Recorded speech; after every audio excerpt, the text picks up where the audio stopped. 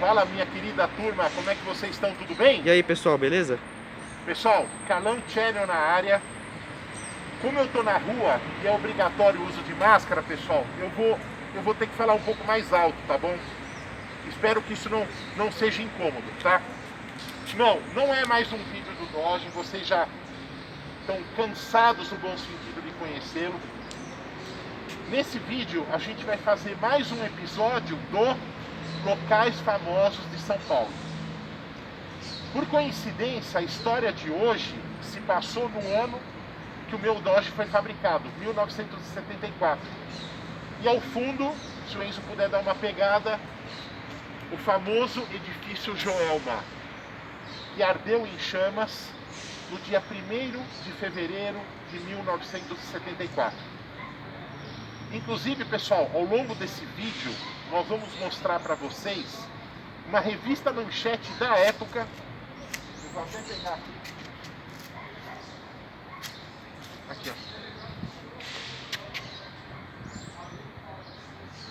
Mostrando para vocês aí um pouco do relato do que aconteceu aqui, tá? Sempre com o envolvimento do meu amado pai, que foi um paulistano que amou essa cidade, viveu nessa cidade, quase 87 anos da sua vida. Eu vou contar um pouco para vocês da história, focada não só no incêndio, mas no que era aí antes do edifício Joelma. E claro, o Carlão Channel sempre tem alguma história para contar para vocês. Vamos lá. Esse prédio foi construído, o terreno foi aprovado para construção em 1969, final de 68, a construção começou no segundo semestre de 69, foi concluída em maio de 1972 e em seguida, praticamente, uma instituição financeira chamada Crefisul ocupou todos os andares desse prédio muito peculiar. Por quê? Se vocês repararem, ó, 1, 2, 3, 4, 5, 6. Devido a aqui fazer parte do Vale do Anhangabaú e aqui ser um rio, o que a construtora Joelma fez? Eles não fizeram a garagem para baixo, eles fizeram a garagem para cima, né? Fato esse que no decorrer do vídeo eu vou contar para vocês, também dificultou o salvamento às vítimas do grande incêndio. Mas vamos lá. Contei para vocês aí. Então vou contar para vocês hoje o quê? Eu contei o alicerce da história, muito bem. Agora, lógico, esse terreno tinha uma história. E muita história, por sinal. Dizem os historiadores que nesse local, na época da escravidão, funcionava uma espécie de um quilombo, que era um local assim que maltratava os escravos, tá? Aquela coisa absurda. E, graças a Deus, em maio de 1888 foi proclamada a abolição da escravatura no Brasil, tá? Muito bem. Depois, passada a abolição da escravatura, passados os anos, aí ficou como se fosse a rua Santo Antônio. E foram construídas casas, tá? E aí vem uma história, assim, puxa, eu lembro quando o vovô me contou, eu fico até arrepiado. Depois vocês podem pesquisar no YouTube sobre, em São Paulo, um crime famoso chamado o Crime do Poço, que aconteceu em novembro de 1948. Nos anos 40, todo esse local onde foi construído o edifício Joelma era uma rua com casas, Rua Santo Antônio. Como eu falei, sobrou um pedacinho dela, ainda mesmo com a construção do prédio, do outro lado, tá? Então, numa das casas morava o professor Paulo Camargo. Paulo Camargo. Ele morava com 2 irmãs e a mãe, tá? E dizem os historiadores que ele começou a namorar uma moça e que a família não aprovou essa moça. Antigamente era muito disso, né? E aí o que aconteceu? Ele, cansado também de cuidar de uma das irmãs que era muito doente, ele mandou cavar um poço no quintal de casa com a desculpa de que ele estava fazendo estudos com a água. E não era nada disso. O que ele fez? Eu só não me lembro o dia, mas em novembro de 1948, ele matou a mãe e as irmãs e jogou no poço. O que ficou conhecido como o crime do poço. Tá? Então, todos esses fatos, como o local que funcionava um quilombo e o local onde ocorreu esse famoso crime, e por sinal, filho, o que o vovô me contou? Em novembro de 48, o vovô tinha 15 anos, ele tinha, poxa, exatamente a sua idade. Na noite seguinte ao crime, ele veio aí com um amigo dele mais velho, que tinha um Chevrolet. Eu não lembro agora para dizer para vocês que ano era esse tal Chevrolet. Mas o fato é que seu avô veio aqui na noite seguinte, né? Passou e viu em frente à casa onde aconteceu esse crime horrível. O professor Paulo, durante o decorrer das investigações, do trabalho da perícia na casa dele, ele falou para os policiais que ele precisava ir ao banheiro e ele tirou a própria vida, tá? Então, filhão, o que você acha da gente mostrar, pular para a parte agora, mostrar para o pessoal, antes da gente dar uma girada no prédio, mostrar as fotos. Beleza. Aqui do... Eu acho que aqui pode ser que o sol atrapalhe, não? Ó, pessoal, estão mostrando aqui para vocês. Ai, ó. Mas hoje não é dia da gente falar disso, né? Então tá aqui, ó. Pessoal, a única coisa, assim, é que nessa época não havia muito filtro, ou seja, a imprensa tirava algumas fotos fortes, na minha opinião. Sim. E eu vou mostrar pra vocês, isso tá aqui na revista, tá? Lembrando o seguinte, se você quiser me filmar, filho, só pra eu fazer um adendo aqui. Pessoal, é o seguinte, esse vídeo, a principal base desse vídeo chama-se respeito. Eu e o Enzo, a gente está contando uma história para vocês de um fato importante que aconteceu em São Paulo. Ninguém gosta de tragédia, só que foi uma história. Então, assim, a gente está relatando para vocês, e o principal aqui é o nosso luto e o nosso respeito aos familiares e amigos das 188 vítimas desse incêndio horroroso. Incêndio esse que aconteceu por um curto-circuito no ar-condicionado no primeiro andar, que se propagou para o prédio com uma velocidade incrível, porque os materiais isoladores eram materiais combustíveis, tá?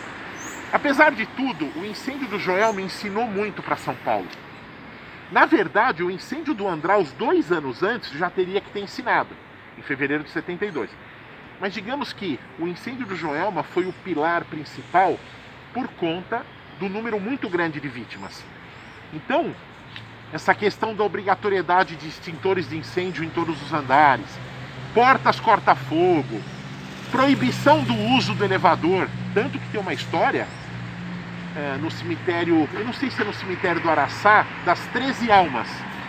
E foram 13 pessoas que morreram carbonizadas nos elevadores tentando fugir do incêndio. Pessoas que nunca foram identificadas, porque em 74 não havia o teste de DNA.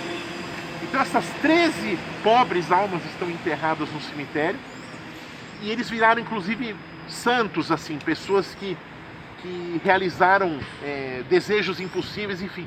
A história das 13 almas, tá? Então, o que aconteceu na época? Foram condenados os donos do edifício, a construtora e a empresa que fez a instalação do ar-condicionado. Ao todo foram 7 condenações. As pessoas chegaram a ser presas, ficaram acho que 1 ano e meio presas, e saíram, mas tiveram que pagar também indenizações milionárias. E com isso, o nome do edifício mudou de edifício Joelma para edifício Praça da Bandeira. Aqui é a Praça da Bandeira. Logo ali, se o Enzo puder filmar um pouquinho para lá, ali, gente, nós estamos no coração de São Paulo, tá? Aqui é o centro da cidade, né? Então, vamos mostrar aqui, filha, um pouco mais das fotografias, ó. Ó, vocês vejam aqui as pessoas, ó. Vocês imaginem o desespero dessas pessoas aqui, ó, tentando escapar do incêndio.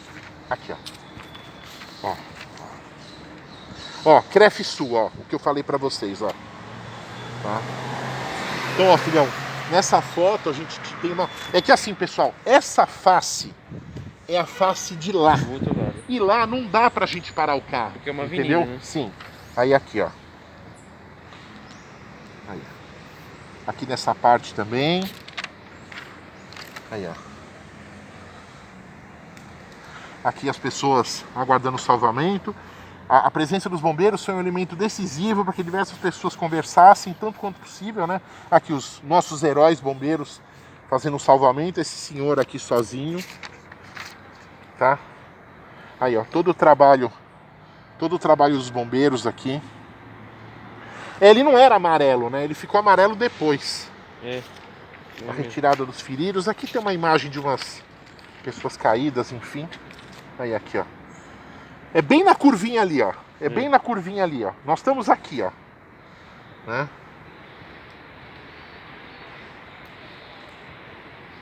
Assim, tem algumas... Aqui, uma pessoa... Vamos mostrar uma imagem feliz aqui de uma pessoa que foi salva. Aqui, ó. Os helicópteros fazendo aqui o salvamento, né? Esse edifício é um edifício residencial que fica pro outro lado, muito famoso. Né? Essa época as pessoas davam leite ainda para as pessoas na esperança de desintoxicá-las, né? Sim, sim. Aí o helicóptero fazendo o salvamento das pessoas na laje. Meu cunhado é do corpo de bombeiros, né? Então ele diz que o calor emanado na laje, pessoal, do fogo que subia, chegou a 700 graus. Então vocês imaginem, assim, enfim, o sofrimento dessas pessoas. Por isso que muitos saltaram para a morte, infelizmente. Né? Aí aqui o prédio depois de sinistrado, né, como se diz na linguajar dos bombeiros. A pessoa aqui, enfim, triste, mas salva. Né? Bom, aqui... Então nós mostramos aí para vocês. E agora eu vou contar para vocês uma parte que, de uma forma ou de outra, a minha família também... minha família não teve envolvimento com incêndio, não, nada disso. Eu digo assim, eu tenho duas histórias para contar para vocês de pessoas que morreram nesse incêndio. Eu até brinco, eu tenho dois primos mais novos do que eu. Um tem 41 e o outro tem 38. Tem 10 anos a menos que eu, meu primo advogado. O pai deles, que foi casado com a minha tia caçula, irmã da minha mãe, perdeu a primeira esposa nesse incêndio aqui. Eles eram recém-casados, ela trabalhava na Crefsul e naquele fatídico 1º de fevereiro de 74 ela veio a perecer aqui. O corpo dela praticamente foi encontrado completamente carbonizado, identificado apenas pela aliança. A aliança de ouro resistiu ao calor. Então tem essa. Então é até uma heresia, né, falar uma coisa dessa, mas a gente não sabe prever o futuro. Mas o fato é que se não fosse esse incêndio, filho, eu falei isso até com a vovó outro dia. Prefiro não citar nomes, mas enfim, o primo A e o primo B não existiriam.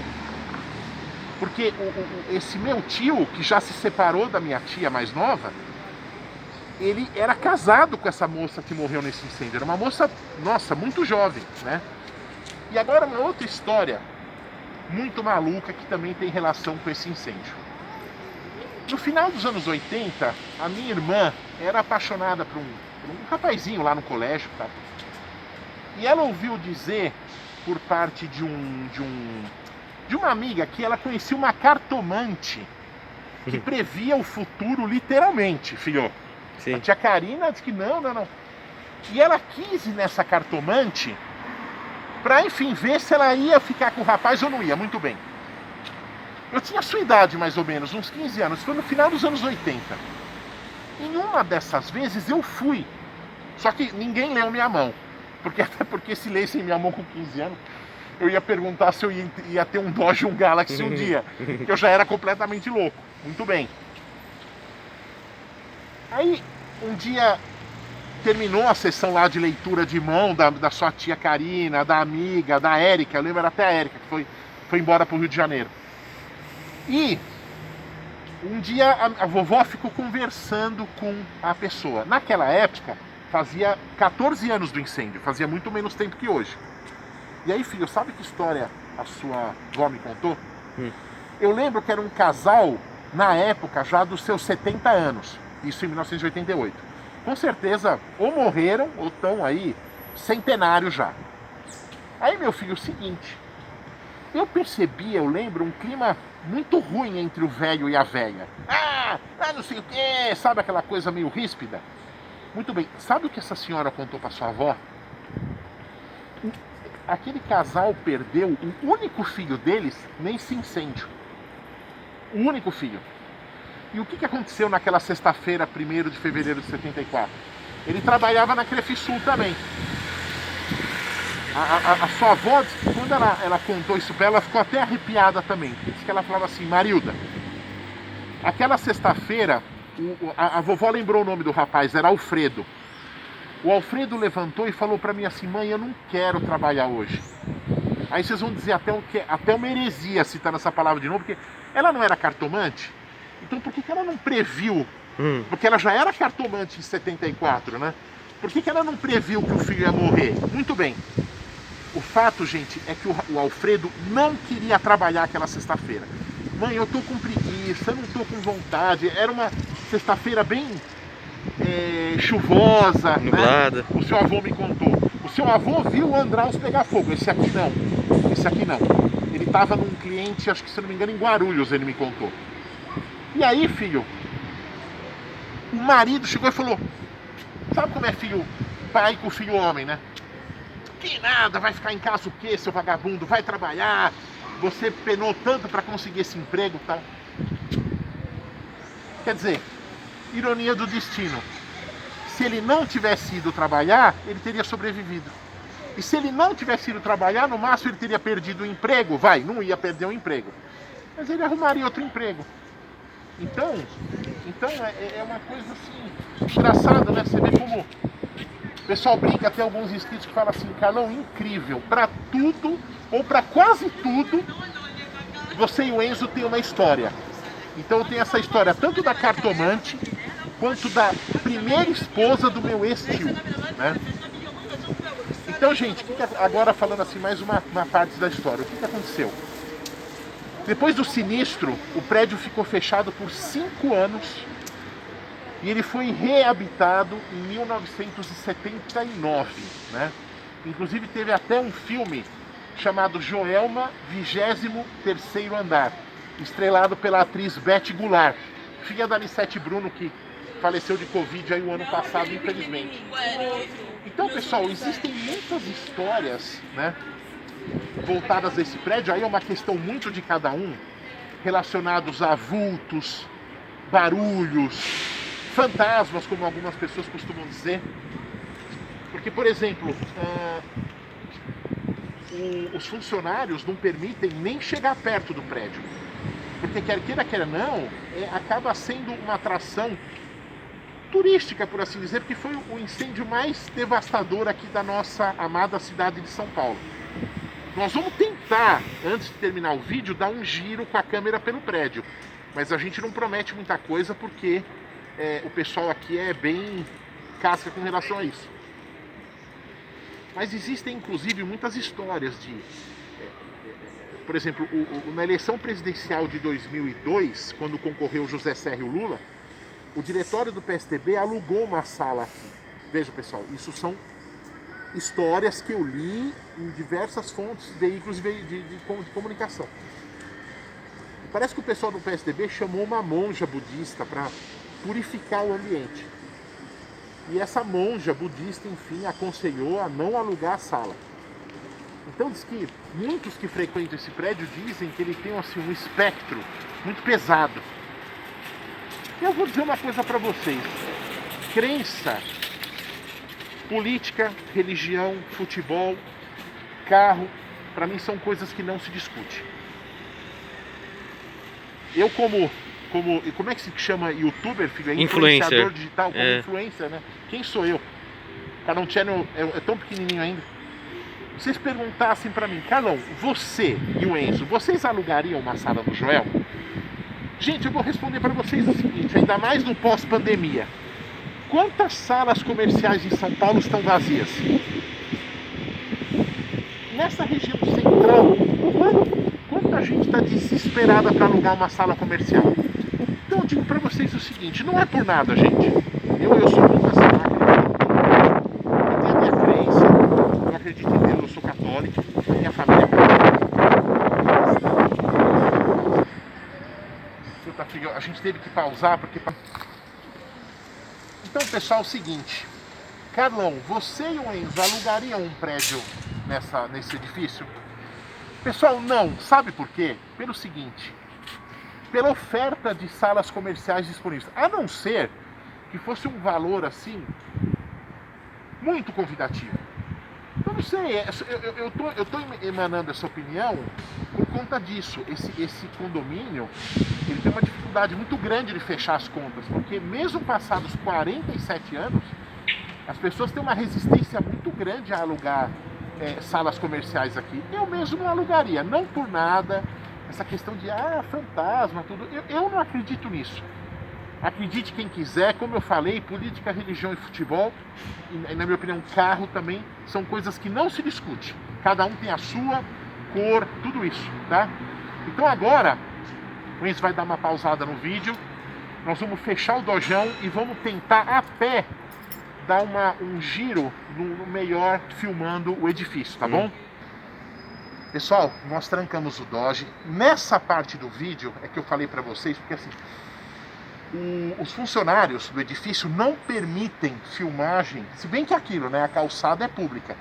Mas a última coisa que eu quero nesse domingo tão bonito é arrumar confusão.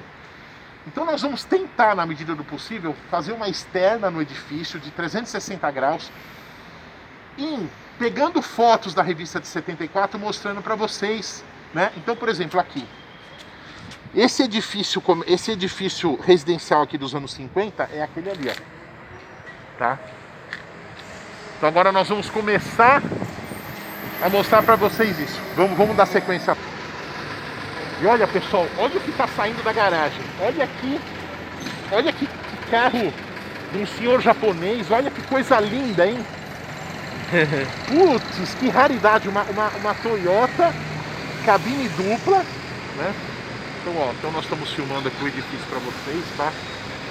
Nós vamos na outra face, onde aparece assim, vocês vão identificar melhor o prédio, tá? Pode pausar.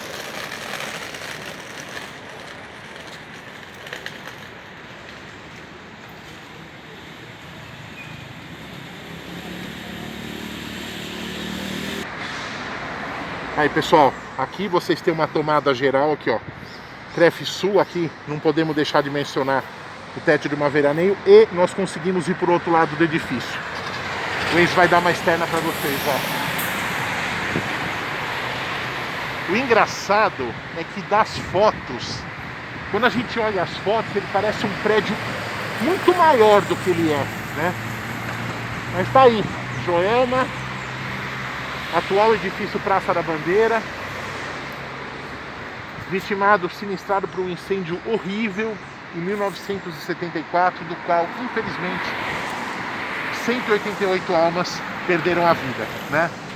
Fica aí essa homenagem singela do Carlão Channel, para que essa história nunca seja esquecida, nunca, né?